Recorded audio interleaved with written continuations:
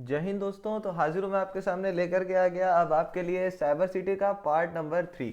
ठीक है, ये क्या है, साइबर सिटी का पार्ट नंबर 3। अब यहाँ पर आपको पार्ट नंबर फर्स्ट और पार्ट नंबर सेकंड दोनों की कंपैरिजन में आपको वहां से हार्ड क्वेश्चंस मिलेंगे। ठीक है, वहां से थोड़े अपर लेवल के क्वेश्चंस मिलेंगे जो मे भी थोड़े कंफ्यूजिंग होंगे या आपको थोड़े हार्ड लगेंगे। अगर आपको समझ में नहीं आता तो फिर आप कमेंट करके जरूर से बताइएगा, मैं फिर से आपको और उसी क्वेश्चंस को आपको और ब्रीफ करके समझा दूंगा। ठीक है, चलिए फिर आगे बढ़ते हैं बिना टाइम गवाए हुए। अब चलते हैं अपने आज के फर्स्ट क्वेश्चन की तरफ, यानी कि पार्ट साइबर सिटी का पार्ट नंबर 3 और उसका फर्स्ट क्वेश्चन। मैं शिवांश सर आपका, आप जुड़े हैं मिशन विद आकाश के साथ। तो चलिए अब स्टार्ट करते हैं आज का फर्स्ट क्वेश्चन। ठीक है, तो हमारा जो फर्स्ट क्वेश्चन है वो कह रहा है transit time and response time measure the dash of a network, यानी कि ट्रांजिट समय और प्रतिक्रिया समय एक नेटवर्क के डैश को मापते हैं। यानी कि हम जिस टाइम पर, मतलब ट्रांजिट टाइम और रिस्पॉन्स टाइम, यानी जिस टाइम पर हमने किसी नेटवर्क पर कोई चीज को डाला या किसी चीज को करने का स्टार्ट किया और उसका कितनी देर में रिस्पॉन्स आया, ठीक है, उस नेटवर्क की तरफ से आया रिस्पॉन्स आया, तो उस चीज को हम लोग क्या बोलते हैं, यानी कि कंप्यूटर की भाषा में उस चीज को क्या बोला जाता है। ठीक है, कंप्यूटर की भाषा में उस चीज को क्या बोला जाता है। तो option A reliability, B performance, C longevity या फिर डी सिक्योरिटी। ठीक है, तो क्या बोला जाता है उसको, ठीक है ना, यानी कि क्या होता है। ठीक है, ट्रांजिट टाइम और रिस्पॉन्स टाइम के बीच में क्या चीज मेजर होती है। ठीक है, तो ऑप्शन मैंने आपके लिए पढ़ लिया, रिलायबिलिटी, परफॉर्मेंस, लॉन्गेविटी या फिर सिक्योरिटी। ठीक है, तो इसका जो करेक्ट आंसर है वो होगा बी, यानी कि परफॉर्मेंस। बी यानी कि परफॉर्मेंस, यानी उसकी परफॉर्मेंस कितनी अच्छी है वो किस चीज से मेजर होगी, ट्रांजिट टाइम और रिस्पॉन्स टाइम से उसकी परफॉर्मेंस क्या होगी, मेजर होती जाएगी। ठीक है, अब आगे बढ़ते हैं क्वेश्चन नंबर सेकंड के लिए। क्वेश्चन नंबर सेकंड हमसे क्या बोलता है, the number of users on a network has the greatest impact of the networks, यानी कि नेटवर्क पर उपयोगकर्ताओं की संख्या का नेटवर्क पर सबसे अधिक प्रभाव पड़ता है। यानी कि अब जैसे हमारा जो नेटवर्क है, ठीक है, उसमें अगर यूजर्स बढ़ते जाएंगे तो वो किस चीज पर सबसे ज्यादा ग्रेटेस्ट इंपैक्ट होगा, यानी उसका असर किस पर सबसे ज्यादा पड़ेगा, नेटवर्क में। ठीक है, नेटवर्क की किस चीज पर सबसे ज्यादा असर पड़ेगा, तब जब उसमें जो नंबर ऑफ यूजर्स हैं वो क्या है, बढ़ते चले जाएं। ठीक है, तो option A reliability, B performance, C security या फिर D none of the above. तो इसका करेक्ट आंसर क्या होगा, इसका करेक्ट आंसर होगा ऑप्शन नंबर बी, यानी कि परफॉर्मेंस। ठीक है, ऑप्शन नंबर बी यानी कि परफॉर्मेंस इसका सबसे करेक्ट आंसर होगा। यानी कि अगर एक ही नेटवर्क पर यूजर्स बढ़ते चले जा रहे हैं तो वहां पर उसकी जो परफॉर्मेंस होगी वो क्या होगी, घटती चली जाएगी। ठीक है, अब आगे बढ़ते हैं क्वेश्चन नंबर थर्ड की तरफ। क्वेश्चन नंबर थर्ड हमसे क्या बोल रहा है, network failure is primarily a dash issue, यानी कि नेटवर्क विफलता मुख्य रूप से एक डैश मुद्दा है। यानी कि जो नेटवर्क जो फेल होता चला जाता है, ठीक है, यानी कि नेटवर्क जब फेल होने लगता है तो वो मेन उसका किस चीज पर इशू होता है, ठीक है, किस चीज पर उसके इशू आना स्टार्ट हो जाता है। ठीक है, तो option A reliability, B performance, C security या फिर D none of the above. ठीक है, तो किस चीज पर नेटवर्क के फेलियर होने पर इशू आता है, ठीक है, मुख्य रूप से सबसे ज्यादा, यानी कि प्राइमरीली सबसे ज्यादा किस चीज पर इफेक्ट आता है। ठीक है, तो वो क्या होगा, ऑप्शन नंबर ए यानी कि रिलायबिलिटी। ठीक है, रिलायबिलिटी पर उसके सबसे ज्यादा क्या होता है, इफेक्ट आने लगता है। ठीक है, उसकी जो रिलायबल होते हैं, जो रिलायबिलिटी होती है कि ये मतलब उतना सही है कि नहीं है, ठीक है, हम उसके भरोसे नहीं रह सकते हैं। ठीक है, जिससे रिलायबल होता है भरोसे पर रहना, यानी उसके लिए वो हम रिलायबल है, ठीक है, उस पर हम रिलायबल रह सकते हैं। यानी आजकल जो एयरटेल का नेटवर्क है मतलब जहां जिस लोकेशन पर मैं हूं उस लोकेशन पर मैं ये कह सकता हूं कि मैं एयरटेल के नेटवर्क पर रिलायबल हूं। ठीक है, लेकिन वहीं पर जिस लोकेशन, सेम लोकेशन पर जहां एयरटेल सही है वहां मेरा बीएसएनएल जो है वो थोड़ा रिलायबल नहीं होता, उस पर मैं 100% कॉन्फिडेंस नहीं रहता हूं कि ये जो नेटवर्क है इस पर मैं जब चाहूं तब मेरी कॉल चली जाए। ठीक है, अब आगे बढ़ते हैं क्वेश्चन नंबर फोर्थ की तरफ। क्वेश्चन नंबर फोर्थ हमसे क्या बोल रहा है, dash is a network reliability issue. ठीक है, अब देखो डैश एक नेटवर्क विश्वसनीयता समस्या है। देखो अब सेम चीज पूछ रहा है कि जब रिलायबिलिटी इशू आता है तो वो एक तरह से कह सकते हैं किस वजह से आता है। ठीक है, जब रिलायबिलिटी इशू आता है तो वो किस वजह से आता है। ठीक है, किसी नेटवर्क पर जो रिलायबिलिटी इशू आता है वो किस वजह से आता है। Option A the type of transmission medium, B the number of users, C unauthorised access या फिर D the frequency of failure. ठीक है, तो किस वजह से आता है? The type of transmission medium, the number of users, unauthorised access या फिर द फ्रीक्वेंसी ऑफ फेलियर। ठीक है, तो किस वजह से आता है? फोर्थ का क्या होगा? Correct answer option number A. ठीक है, यानी कि the type of transmission medium. ठीक है, या तो ये भी हो सकता है और इसका एक और हो सकता है ऑप्शन नंबर डी, यानी कि the frequency of failure.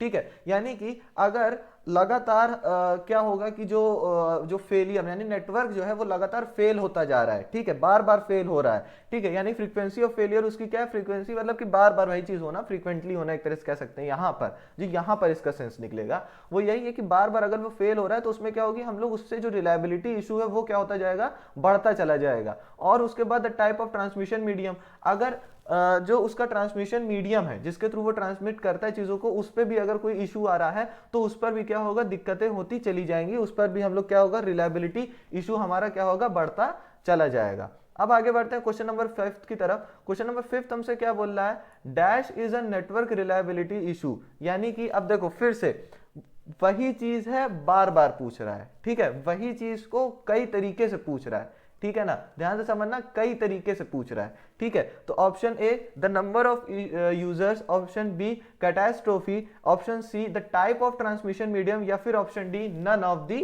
Above. ठीक है, तो इसका करेक्ट आंसर क्या होगा? इसका करेक्ट आंसर, अब देखो यहां पर तुम्हें क्या करना है कि एक वर्ड में तुम्हें यहां पर बताया हुआ है। ठीक है, एक वर्ड पर तुम्हें यहां पर बताया हुआ है, इसका करेक्ट आंसर होगा ऑप्शन बी, यानी कि कैटास्ट्रोफी। ठीक है, कैटास्ट्रोफी क्या है? एक नेटवर्क रिलायबिलिटी इशू है। देखो ये तुम्हें क्या कर दिया, यहां पर एक वर्ड में दे दिया।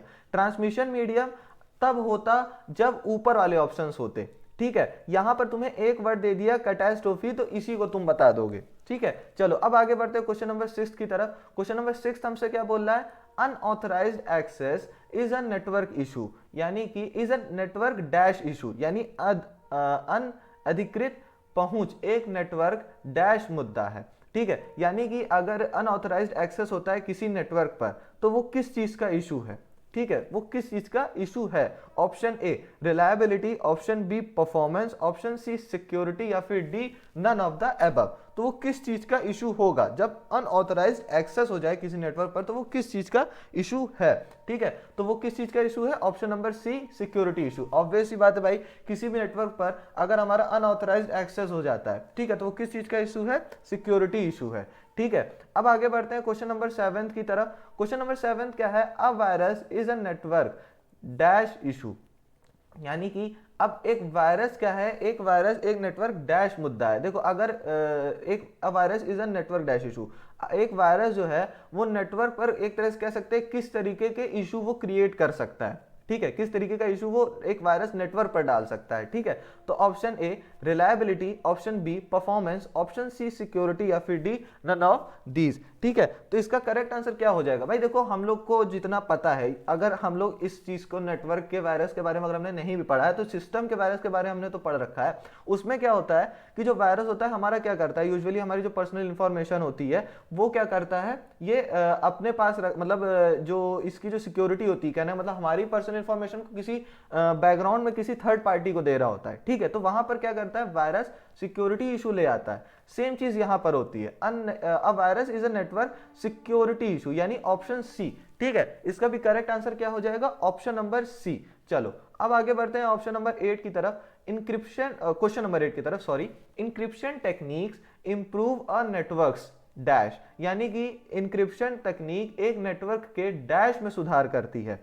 ठीक है, यानी कि जो इंक्रिप्शन टेक्निक होती है, यानी कि जो डाटा जो इंक्रिप्ट होता है, ठीक है, डाटा इंक्रिप्ट का मतलब कि जैसे जो सिक्योरिटी लेवल होती है किसी भी एप्लीकेशंस की, या ये सारी जो चीजें हैं इनमें अगर हम इंक्रिप्शन लगा देते हैं, ठीक है, ताकि एंड टू एंड हमारे जो यूजर्स हैं वो सेफ रहें, यूजर्स के जो डेटा हैं, यूजर्स के जो मैसेजेस हैं, यूजर्स के जो पर्सनल इंफॉर्मेशन है वो सेफ रहे, तो वो एक नेटवर्क में अगर हम लगा देते हैं तो वो नेटवर्क की किस चीज को इंक्रीज कर देता है। ठीक है, तो वो क्या होता है? Option A reliability, option B performance, option C security, या फिर D none of the above. तो इसका जो करेक्ट आंसर होगा वो होगा ऑप्शन सी सिक्योरिटी। ऑब्वियस सी बात है भाई, अगर हमारे नेटवर्क पर इंक्रिप्शन लगा हुआ है, इंक्रिप्शन के हम टेक्निक्स लगातार अपग्रेड करते जा रहे हैं, तो वहां पर हमारा जो नेटवर्क है और जो नेटवर्क के यूजर हैं, ठीक है, उनकी जो सिक्योरिटी होगी वो क्या होगी? लगातार बढ़ती चली जाएगी। ठीक है, अब आगे बढ़ते हैं क्वेश्चन नंबर 9 की तरफ। क्वेश्चन नंबर 9 हमसे क्या बोल रहा है? A dash is illicitly introduced code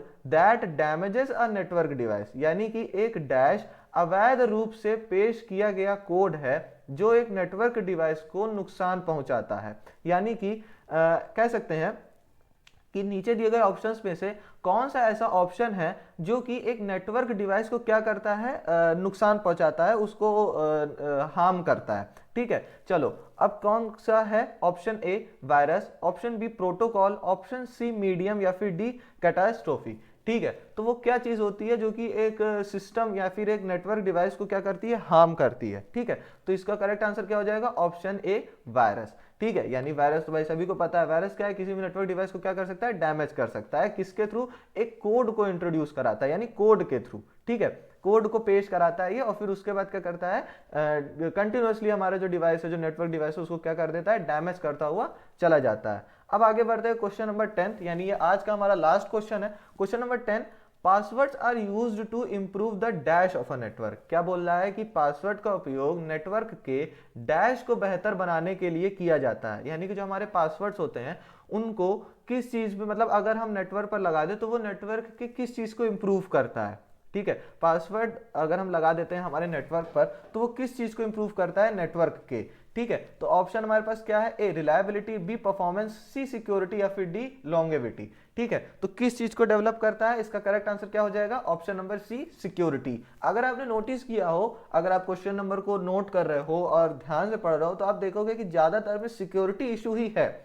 ठीक है, हमारे जो आजकल भी जो हमारे डिवाइस है उनमें क्या हो रहा है, सिर्फ maximum to maximum security issue ही होते हैं। इसी वजह से हम लोग कई बार किसी भी वेबसाइट्स पर या किसी भी एप्लीकेशन पर हम लोग जो हमारा पासवर्ड है, या इवन अब तो लोग जीमेल और ईमेल डालने में भी थोड़ा होता है ना कि एक नर्वसनेस होती है कि भाई ये चीज़ सही होगी कि नहीं सही होगी। तो इसी चीज़ को कंटिन्यूसली इम्प्रूव किया जा रहा है और उसी की बात यहाँ पर होती है। ठीक है, सिक्योरिटी से ही रिलेटेड यहाँ पर हमारे बात होगी। चलो फिर आज के वीडियो में इतना ही। उम्मीद करता हूँ आपको क्वेश्चन सारे समझ में आए होंगे। वीडियो को लास्ट तक देखने के लिए थैंक यू। मिलते हैं अगले वीडियो में। जय हिंद।